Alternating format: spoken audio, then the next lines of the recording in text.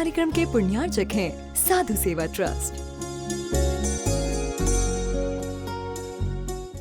सभी गुरु भक्तों का एक ही प्रण, साधु सेवा और समर्पण। इसी भाव एवं भावना के साथ कार्य कर रहा है साधु सेवा ट्रस्ट। हम जानते हैं हमारे गुरुओं ने हमें इतना सब कुछ दिया, परंतु हमने अपने गुरुओं के लिए क्या किया, ये सवाल जरूर उठता है। देश के कई ऐसे प्रांत हैं जहां पर दिगंबर मुनियों को विहार करने में बहुत कठिनाई आती है। चौके वाले न मिलने पर विहार के दौरान आहार की व्यवस्था भी नहीं बन पाती। कई गांव व शहर आज भी ऐसे हैं जहां साधु संतों के चातुर्मास नहीं हुए हैं। इन सब को देखते हुए श्री साधु सेवा ट्रस्ट का उदय हुआ, जिससे दिगंबर मुनियों के आहार, विहार, प्रवास आदि की व्यवस्था को सुचारू रूप से बनाया जा सके, जिसके माध्यम से हमारा समाज, धर्म, संस्कृति सब सुरक्षित रह सकते हैं। क्यों न हम भी अपनी चंचला लक्ष्मी का सदुपयोग करें एवं अपने सच्चे गुरुओं की रक्षार्थ हेतु आगे आएं।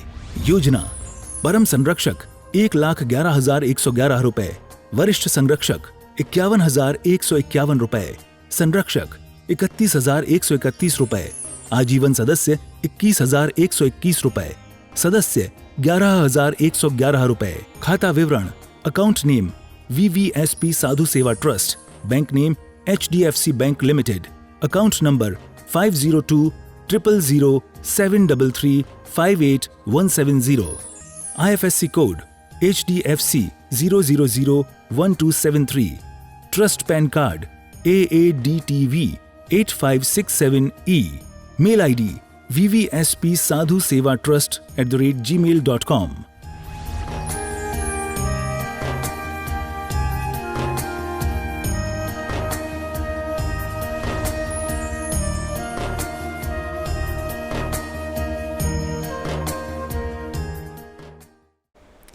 जब कोई जीव इस संसार में जन्म लेता है और वह अपने जीवन में जब इस संसार में कुछ क्रियाएं करनी शुरू कर देता है, या यूँ कहो कि होश संभाल लेता है या विद्यालय जाना शुरू करता है, तो उसके माता पिता सबसे पहले उसे शिक्षा देते हैं कि बेटा ऐसे काम मत करना, ये गलत है, और ये काम करना ये सही है। इन लोगों से बच के रहना, ये अच्छे लोग नहीं हैं। उन लोगों से जुड़ना, वो अच्छे लोग हैं। अच्छी और बुरी बातों को वो पहले से ही बता देते हैं कि बेटा ये सही है और ये गलत है, इसके माध्यम से आप अपना जीवन जिए। महानुभाव, माता पिता की इस शिक्षा के माध्यम से वह जीव अपना जीवन सरलता से जी लेता है। जीवन को जीने के लिए सबसे बड़ी शिक्षा यही है कि सही क्या है और गलत क्या है, और इस सही गलत के माध्यम से वो अपना अध्ययन, अपना व्यवसाय, ये सब कर लेता है और जीवन जी लेता है। महानुभाव, जैसे संसारिक व्यक्ति के जीवन में सही और गलत का भान होना जरूरी है, उसी प्रकार धर्मात्मा के जीवन में भी सम्यक्त और मिथ्यात्व का भान होना भी जरूरी है। जब तक सम्यक्त के बारे में ही नहीं पता लगेगा तो वह कल्याण नहीं कर सकता। जिस ज्ञान से वह कल्याण कर सकता है वो है सम्यक्त। जब तक हमारी श्रद्धा ही सच्ची नहीं होगी तब तक हमारा धर्म भी सही नहीं होगा।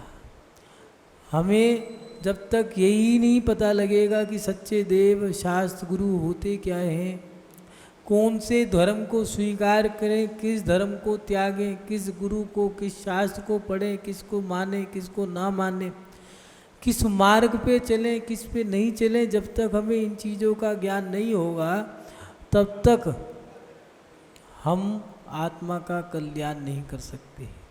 और सही बताएं, सही और गलत मार्ग पर जब तक हमें यही नहीं पता लगेगा कि सही गलत क्या है, तब तक मोक्ष तो बहुत दूर की बात है, हम सही मायने में धर्मात्मा भी नहीं बन सकते।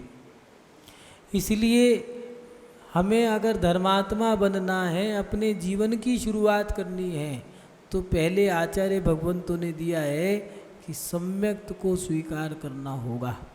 अपनी श्रद्धा, अपने श्रद्धान को मजबूत करना होगा, तब जाकर के आप अपने जीवन में धर्मात्मा बनेंगे।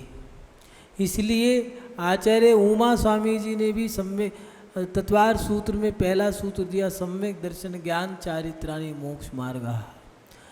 दर्शन ज्ञान चारित्र तीनों जब सम्यक होंगे और तीनों की एकता हो जाएगी तब जाकर के व्यक्ति मोक्ष मार्गी होगा, उससे पहले मोक्ष मार्गी नहीं होगा।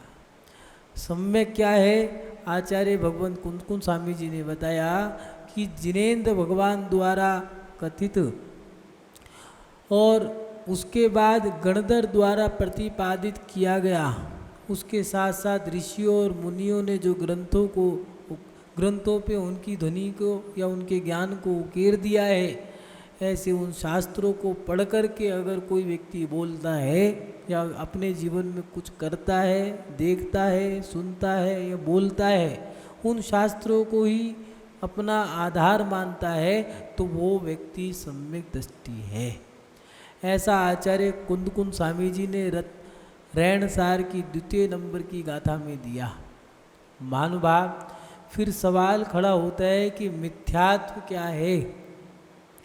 क्योंकि जब तक हम अच्छे को ही जानेंगे तब तक हम अधूरे रहेंगे, और जब हम बुरे को ही जाने तब भी हम अधूरे ही रहेंगे।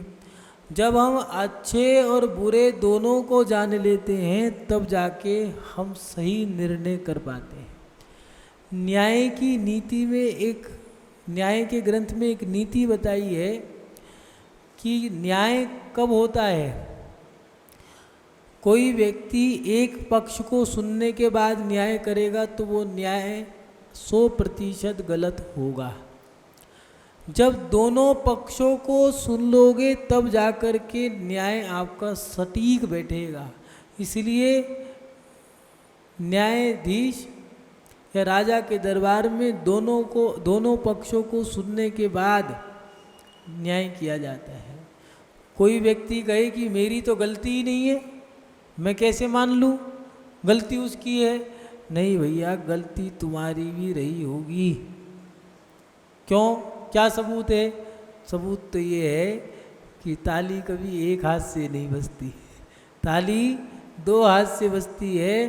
अगर सामने वाले को कोई बात कहनी है और वो तुमसे कुछ कह रहा है तो कहीं ना कहीं तुमने गलती की होगी। हाँ, ये जरूर हो सकता है कि एक हाथ जोर से बज गया, एक हाथ धीमी पड़ा, लेकिन ताली तो 2 हाथ से ही बजेगी, किसी की कम किसी की ज़्यादा। ऐसे ही दौलत राम जी ने भी दिया है, बिन जानते दोष गुणन को कैसे तजिए गई है। बिना दोषों को जान के, बिना गुणों को जाने बिना कोई व्यक्ति त्याग नहीं कर सकता। कुछ लोग रात्रि भोजन त्याग कर देते हैं, कुछ लोग जमीकन त्याग कर देते हैं, या फिर आलू त्याग कर दिया। अब आलू तो त्याग कर दिया और बाहर मन ये हो रहा है कि हे भगवान, ये महीना जल्दी से कटे तो आलू के पराठे हमारे मुंह में चढ़े। हाँ, उन पकोड़ों की खुशबू कैसे बर्दाश्त करें, सहन नहीं होता। ये साधु आते हैं तो त्याग कराते हैं, और आलू प्राण छूटे लेकिन आलू ना छूटे। महानुभाव, हमने त्याग तो कर दिया है, लेकिन त्याग के गुण और अवगुण नहीं जाने। उन चीज़ों को जान लोगे तो आप अपने आप स्वतः ही त्याग कर दोगे। आप मुर्गे का मांस, बकरे का मांस या मांस की वस्तु क्यों नहीं खाते? क्योंकि वो बुरी है। हमने उन्हें जान लिया कि वो तो सड़ी हुई चीज़ है, वो तो त्याज्य है, इसलिए हमने उसका त्याग कर दिया। लेकिन जो चीज़ त्याग करने के बाद मन ललचा रहा है तो कहीं ना कहीं हमने उसको भी जाना नहीं। जान जाते हैं तो मान जाते हैं, लेकिन मान क्यों नहीं पा रहे? क्योंकि जाना नहीं है। ऐसे ही बहुत बार ये विषय आता है कि सम्यक और मिथ्यात्व क्या है।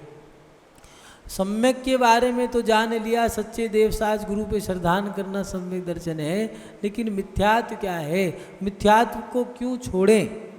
हम नहीं छोड़ते मिथ्यात्व को, हम तो करेंगे वही। जमीन खोदना, नदी में डुबकी लगाना, बालू रेत के टीले बना करके उनकी पूजा करना, या फिर खाइयों से गिर करके अपने आप को मानना मोक्ष हो चले गए। कुछ लोग फांसी लगा लेते हैं कि भैया फांसी पे पंखे पे रस्सी बांध करके लटक जा, हो गया मोक्ष। ये सब चीज़ें मिथ्या हैं। लेकिन हम मान क्यों नहीं पा रहे? कहीं ना कहीं अभी तक हमने मिथ्यात्व को जाना नहीं। महानुभाव, जब तक हम मिथ्यात्व को नहीं जानेंगे तब तक हमारा सम्यक्त भी मजबूत नहीं होगा, और जब तक सम्यक्त और मिथ्यात्व को नहीं जानेंगे या नहीं पहचानेंगे तब तक हमारा धर्म भी मजबूत नहीं होगा, श्रद्धान भी मजबूत नहीं होगा। इसीलिए आचार्य कुनकुन स्वामी जी ने पहले सम्यक दर्शन के बारे में बताया, और यहाँ आचार्य कुनकुन स्वामी जी तीसरे नंबर की गाथा में लिख रहे हैं, मदिसुद नान बलेण दू सच्छदम बोलई जिनु दिठम जो सो होई कुदिट्ठी ना होई जिणमग लग रब्बो। आचार्य कुंदकुन स्वामी जी लिख रहे हैं, जो जीव जिनेन्द्र देव कथित तत्व को मति और शुद्ध ज्ञान के बल से स्वेच्छानुसार बोलता है वह मिथ्या दृष्टि होता है। वह जिन मार्ग में संलग्न जीव का वचन नहीं होता। यहाँ आचार्य कुंदकुन स्वामी जी मिथ्यात्व की पहचान बता रहे हैं कि मिथ्या दृष्टि है कौन। आज के समय में एक शब्द ये नया प्रचलन में चल गया है धर्मात्माओं के बीच में, जरा सी लुटिया फैल गई मिथ्या दृष्टि। अरे भैया, लुटिया फैलाना मिथ्या दृष्टि कैसे हो जाएगा? अगर किसी व्यक्ति ने लाइट खुली छोड़ दी, मिथ्या दृष्टि। अब मिथ्या दृष्टि कैसे हो गया? अब आरती कर रहा था, आरती करते करते उसने दीपक गलती से किसी ने लंबी सांस ले ली, बुझ गया, मिथ्या दृष्टि। अब मिथ्या दृष्टि कैसे हो गया? ऐसा नहीं है आप कुछ भी बोल दो, ऐसा नहीं है आप अपने मन से कुछ भी बोलो। आचार्य कुंदकुन स्वामी जी कह रहे हैं, जो जिनेन्द्र देव कथित, जिनेन्द्र भगवान ने जो कहा है वो सम्यक दर्शन है, वही उनकी दिव्य धनी है, वही जिनवाणी है। उन्होंने 7 तत्वों का विवेचन किया है, जीव, अजीव, आसव, वन, संवर, निजरा और मोक्ष। इन 7 तत्वों में जिसमें चेतना पाई जाती है उसे जीव का, जिसमें चेतना नहीं होती उसे अजीव का। कर्मों के आने को आसर्व, कर्मों का आत्मा से एक में खो जाना, जैसे दूध और पानी एक में खो जाते हैं, कर्मों का आत्मा से चिपक जाना ही बंद है। कर्मों को रोकने के लिए संवर करना पड़ेगा। संवर सहित करो तप प्राणी, मिले मुक्ति रानी। इस दुल्हने की यही सहेली, जाने सब ज्ञानी। संवर के साथ जो तप करोगे उससे कर्म रुकेंगे। अभी संवर किया है या नहीं किया? सम्यक दर्शन के बाद जब आप तप करोगे वो तप आपके कर्मों के रोकने के काम आएगा। उसके बाद निर्जरा होगी और फिर कर्मों की निर्जरा होने के बाद मोक्ष होगा। जब तक सम्यक दर्शन नहीं होगा, आचार्य शिवकोटि स्वामी जी ने भगवती आराधना में दिया है कि लाखों करोड़ों जन्मों के किए गए उपवास, लाखों करोड़ों जन्मों के किए गए उपवास और दिगंबर साधु एक बार आहार करते हैं, उस समय जीवते हुए भी उतने कर्मों की निर्जरा वो क्षण मात्र में कर देते हैं जो साधारण मनुष्य असंख्यात जन्मों में व्रत उपवास करके करता है। महानुभाव, सम्यक का ये प्रभाव है। मिथ्यात्व में दिया है कि मति और शुद्ध के बल से जिनेन्द्र, जो जीव जिनेन्द्र देव कथित तत्व को मति और शुद्ध ज्ञान के बल से स्वेच्छानुसार बोल देता है। अपने पास थोड़ा ज्ञान आ गया, गुरुकुल में पढ़ लिए या माइक पर प्रवचन देने आ गए या सभा में बैठकर बोलना सीख गए और प्रवचन देने लग गए, अब जो मन में आए वो बोल दो, गलत है। हमें स्वच्छंद नहीं बोलना, जो बोलना है वो ग्रंथों के अनुसार बोलना है। बिना ग्रंथ के हम एक शब्द भी नहीं बोल सकते। और वो भी कौन से? आचार्य द्वारा प्रणीत जो ग्रंथ हैं, जो पीछे से चलते आ रहे हैं। तीर्थंकर की धनी गणधर ने रुचि अंग चेचुनि ज्ञानमयी, सो शिव शिव सुखदानी शिवुपमानी जिन वर्मानी सुख भई। आप लोग पढ़ते हो, तीर्थंकर ऋषियों ने सब्जी मुनियों ने जानी, शास्त्रों की भाषा आगम की वाणी। जो पीछे से चलते आ रहे हैं ऐसे वो ग्रंथ, उनको पढ़ कर के उनमें से हमें बोलना है। एक व्यक्ति उसने कह दिया कि भैया कोई गलती हो गई है, चलो ये काम करो, प्रायश्चित ले लो। किससे लें? मुनि महाराज तो है नहीं, प्रायश्चित किससे लेना चाहिए? आचार्य से। अब आचार्य तो है नहीं, अब क्या करें? भैया वहाँ जाओ, अब इतना टाइम नहीं है, उनके पास जाने का समय नहीं है, प्रायश्चित लेना है तो जाना तो पड़ेगा। तो एक काम करो, किसी बूढ़ी महिला से पूछने चलो क्या करना चाहिए। उन्होंने कहा एक काम करो, जो मंदिर में अभिषेक करते हो उनसे ले लो, वो पुजारी भी प्रायश्चित दे देते हैं। भैया वो खुद प्रायश्चित लेने के लिए सोच रहे हैं, मंदिर का पुजारी कैसे प्रायश्चित दे देगा? आपने ये काम गलत कर दिया। नियम है, प्रायश्चित देने के अधिकारी मात्र आचार्य हैं, उनकी आज्ञा से गणनी आर्य का प्रायश्चित दे सकती है। कुछ प्रायश्चित उपाध्याय परमिष्टि और कुछ प्रायश्चित गुरु आचार्य की आज्ञा से साधु परमिष्टि दे सकते हैं। बिना आचार्य के प्रायश्चित कोई नहीं दे सकता। अगर कोई प्रतिष्ठाचार्य इत्यादि प्रायश्चित देते हैं तो दिया है। साधु भी बिना गुरु की आज्ञा से देता है प्रायश्चित तो नियम से कुमरण होगा। आपने इतना कह के चलो कोई बात नहीं तुम दे दो, उन्हें उंगली उठा दी, एक माला कर लो। अब भैया क्या पता उसे 2 माला देनी थी। प्रायश्चित ग्रंथ का नियम है कि प्रायश्चित अगर कोई आचार्य दे रहे हैं तो अगर 1 माला देनी है या 9 बार नमोकार या 27 बार नमोकार पढ़ना है तो 27 ही बताना है। अगर 26 बता दिया तो 1 नमोकार मंत्र का पाप तुम्हें लगेगा, और 28 बता दिया तो 1 ज़्यादा देने का पाप तुम्हें लगेगा। आचार संहिता है, हम इसको मोड़ नहीं सकते। हम अपनी मर्जी से कुछ नहीं कर सकते, जो लिखा है उसी को बोलो। आज व्यक्ति जो लिखा है वो नहीं बोलना चाहता और इसलिए वो दुखी है। आज वो चाहता है कि मैं जो नहीं हूँ वो दिखूँ। एक व्यक्ति था, फोटोग्राफरी का काम करता था, पुराने मंदे ज़माने की बात है। उस व्यक्ति ने फोटोग्राफी में गोल्ड मेडलिस्ट था, वो गोल्ड मेडल प्राप्त किया था। जो चाहो वो फोटो खिंचवा लो, भीड़ लगी रहती थी।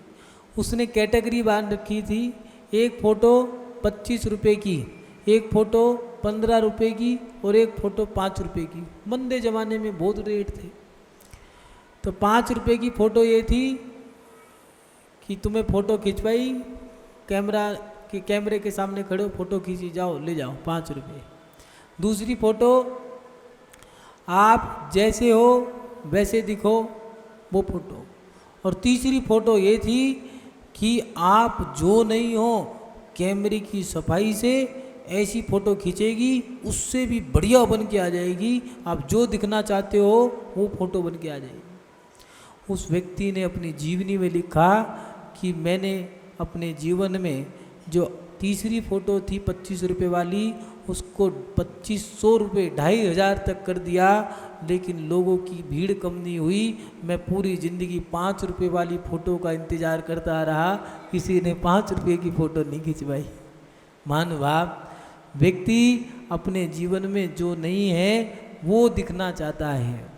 हम गरीब हैं, गरीब बन के जी लो, लेकिन हमें जीना कैसे है? हमें तो उनकी होड़ करनी है, उन बड़े लोगों की होड़ करनी है। उस होड़ में हमने सब दाव पे लगा दिया। मकान गिरवी रख दिया, दुकान गिरवी रख दी, दुकान लोन पे, मकान लोन पे, गाड़ी लोन पे, पत्नी का गहना भी गिरवी रख दिया है, उस पे भी हमने मोबाइल, आईफोन, पहले एप्पल था फिर ओप्पो और उसके बाद आईफोन, वो भी गहना गिरवी रख के लिया है। अरे भैया सब चीज़ तो ले ली, लेकिन शांति कहाँ गई? शांति को गिरवी रख कर के अशांति खरीद ली, इससे बड़ा कौन मूर्ख होगा? हमें अपने जीवन में जो है वो ही दिखो ना। व्यक्ति तुम्हें यही तो कहेगा अमीर, गरीब हो तो ये कहेगा गरीब। मात्र शब्दों का फेर है, शब्दों की गिनती तो वही है, लेकिन हमने अमीर सुनने के कारण अपनी शांति गिरवी रख दी और उसको गिरवी रख करके अशांति खरीदा है। महान भाव आचार्य कुंदकुंद स्वामी जी कह रहे हैं, आप जो हो वो दिखो, जो लिखा है वो बोलो, जो हूँ सो हूँ जो चैव, जो है सो है, आनंद में है। लेकिन जो व्यक्ति जो नहीं है वो दिखे वो बुरा है। यहाँ पर दिया मति और क्षुद्र ज्ञान के बल से स्वेच्छानुसार जो बोलता है वह मिथ्या दृष्टि होता है। जरा सा ज्ञान आ गया, अब अपने आप मुखिया बन गए, जो मन में आए वो बोलते जा रहे हैं, गलत है। जो मन में आया वो बोला, उसका फल भी मिला। राजा बसु, नारद, पर्वत, क्षीर कदम, ये चार व्यक्ति का दृष्टांत आता है। मुनि सुव्रतनाथ भगवान के समय की घटना है। राजा बसु ने पर्वत को बचाने के लिए गुरु माँ से यही बोला था कि अजा माने बकरा, और बकरा कटना था। नारद ने कहा, राजन देखो तुमने इतना ही बोला है, तुम्हारा सिंहासन जो स्फटिक का था वो धरती में गड़ गया, अभी भी सच बोल दो। लेकिन ने कहा नहीं, अजा माने बकरा ही होता है। उसने कहा, राजन गुरु ने तो यही सिखाया था, अजा माने 6 माह पुराना धान दिया है, लेकिन जिसमें जीव उत्पन्न ना हो सके, आप उसको अजा कह रहे हो, ये गलत हो जाएगा, धान की जगह बकरे चढ़ने लग जाएंगे। लेकिन वो नहीं माना। तीसरी बार फिर कहा कि नहीं, अजा माने बकरा ही होता है। जो नहीं था वो बोला, फल क्या मिला, मोक्ष जाता, लेकिन नरक चला गया, 7वें नरक को प्राप्त। मन भाव दोनों के दोनों नरक गए, नारद भी पर्वत भी। ये नियम है। मिथ्या दृष्टि व्यक्ति शास्त्रों के विपरीत बोलेगा, जो मन में आए वो बोलेगा।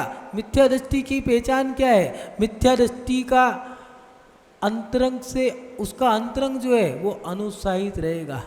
मिथ्या दृष्टि भोगों में लिप्त रहेगा, अपनी विवाह में करोड़ों को बुलाएगा, उन पर करोड़ रुपया खर्च कर देगा, लेकिन एक मंदिर नहीं बनवा सकता। ये नियम है। रावण ने एक मंदिर नहीं बनाया, भरत चक्रवर्ती ने रत्नों की जिन बनवाए, रत्नों के मंदिर बनवाए। रामचंद्र जी ने मंदिर बनवाए, लेकिन रावण ने, कंस ने कोई मंदिर नहीं बनाया। ये नियम है। मिथ्या दृष्टि व्यक्ति अनुत्साहित होगा, सम्यक दृष्टि के अंतरंग में उत्साह होगा।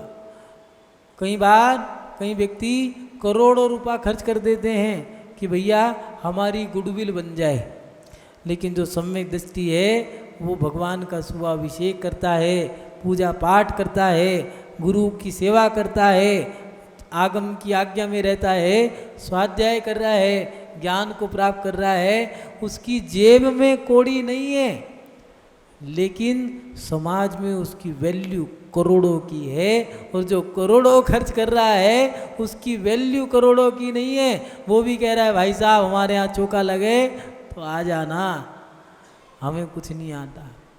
पैसा खर्च करके अपनी इज्जत नहीं बना सकते। इज्जत तो धर्म से बनती है। पैसा खर्च करके अपना नाम तो बेच सकते हो, लेकिन धर्म करने से हमारी प्रतिष्ठा बनती है, गुडविल बनती है। जो इज्जत बनती है वो सम्यक दर्शन के माध्यम से बनती है, जिसको धर्मात्मा कहा है। आचार्य समन्वत स्वामी जी ने तो यहाँ तक कह दिया कि सम्यक दृष्टि तो ऐसा प्रशंसनीय है, उसकी तो देव भी पूजा करते हैं। चंडाल सम्यक दृष्टि था और राजा का पुत्र, कहाँ वो क्षत्रिय राजकुमार, कहाँ वो चंडाल। दोनों को हाथ पैर बांध करके तालाब में जब डाल दिया, चलो मर जाएंगे। वो क्षत्रिय राजकुमार तो किसी ने कुछ नहीं करा उसका, वो तो मर गया, नरक गया। चंडाल जो लोगों को मारने का ही काम करता है, लेकिन एक ही नियम था कि मुनि महाराज से, दिगंबर साधु से मैंने एक वचन लिया है, वो सच्चे साधु है, वो मोक्ष का मार्ग बताते हैं। उन्होंने कहा था इतना सा ही नियम ले लेना कि अष्टमी चौदस के दिन उसने कहा था कि हिंसा नहीं करूँगा, तो उन्होंने कहा ठीक है जाओ, इसी से कल्याण हो जाएगा। उनकी बात को मान करके उस चंडाल की देवों ने भी पूजा करी है, सूली का सिंहासन बन गया।